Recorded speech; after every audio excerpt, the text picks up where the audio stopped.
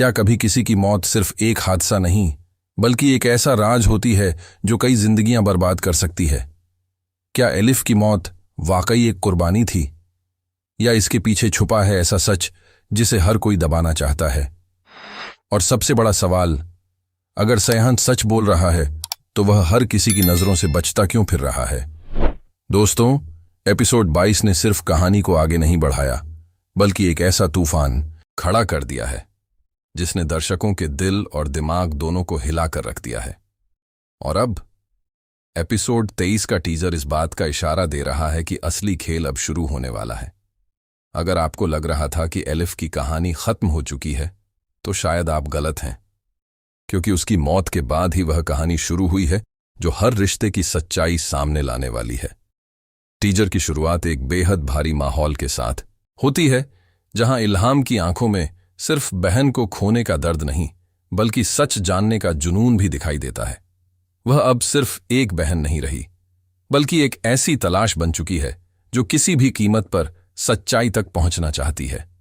और यहीं से दर्शकों के मन में पहला सवाल पैदा होता है, आखिर ऐसा क्या है जिससे हर कोई बचने की कोशिश कर रहा है? एपिसोड 22 में हमें पता चला कि एलिफ के अंतिम संस्कार में सयान मौजूद ही नहीं था, जबकि लोगों को बताया गया था कि वह गहरे सदमे में घर पर था।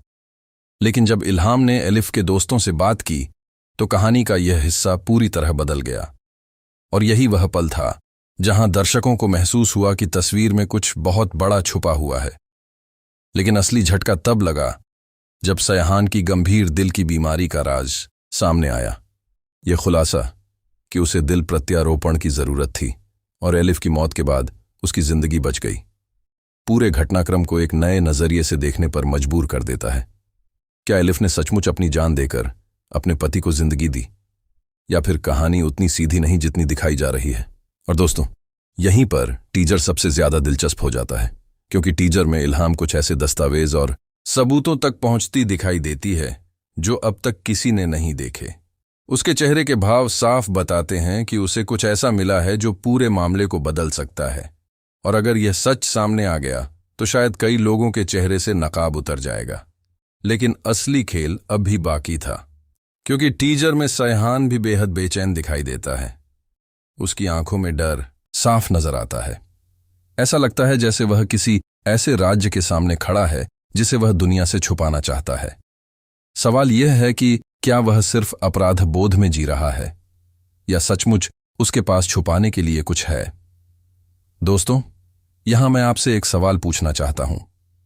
आपके हिसाब से एलिफ की मौत एक सच्ची कुर्बानी थी, या इसके पीछे कोई बड़ा रहस्य छुपा है? अपनी राय टिप्पणी में जरूर बताइए, क्योंकि इस समय दर्शक भी 2 हिस्सों में बंट चुके हैं। अब बात करते हैं एपिसोड 23 की भविष्यवाणी की।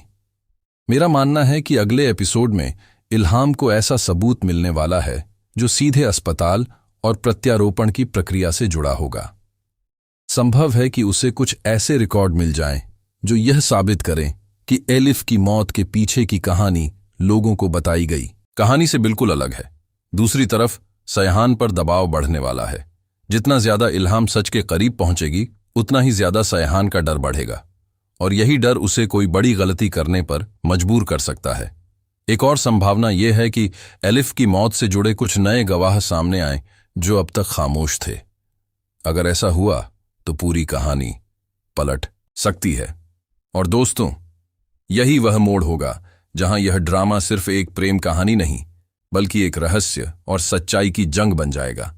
लेकिन सबसे बड़ा सवाल अभी भी वही है, अगर एलिफ ने सचमुच अपने पति की जिंदगी बचाने के लिए खुद को कुर्बान किया तो आखिर उसने यह फैसला क्यों लिया? और अगर यह कुर्बानी नहीं थी तो फिर उसके साथ हुआ क्या था? टीजर इन सवालों का जवाब नहीं देता बल्कि और भी ज्यादा सवाल पैदा कर देता है, और यही इसकी सबसे बड़ी ताकत है। अंत में इतना जरूर कहूंगा कि एपिसोड 23 इस कहानी का सबसे महत्वपूर्ण अध्याय साबित हो सकता है, क्योंकि अब भावनाओं से ज्यादा सच्चाई की लड़ाई शुरू हो चुकी है। इल्हाम पीछे हटने वाली नहीं है और सयान के लिए हर गुजरता पल और मुश्किल होने वाला है। लेकिन क्या सच सामने आएगा, या फिर कोई नया राज इस सच को हमेशा के लिए दफना देगा? इसका जवाब हमें अगले एपिसोड में मिलेगा। और यकीन मानिए, जो आने वाला है वह शायद अब तक का सबसे बड़ा खुलासा होगा। अगर आप भी जानना चाहते हैं कि एलिफ की मौत के पीछे की असली कहानी क्या है, तो वीडियो को पसंद कीजिए, चैनल को सदस्यता दीजिए और अपनी राय टिप्पणी में जरूर लिखिए, क्योंकि असली तूफान अभी आना बाकी है।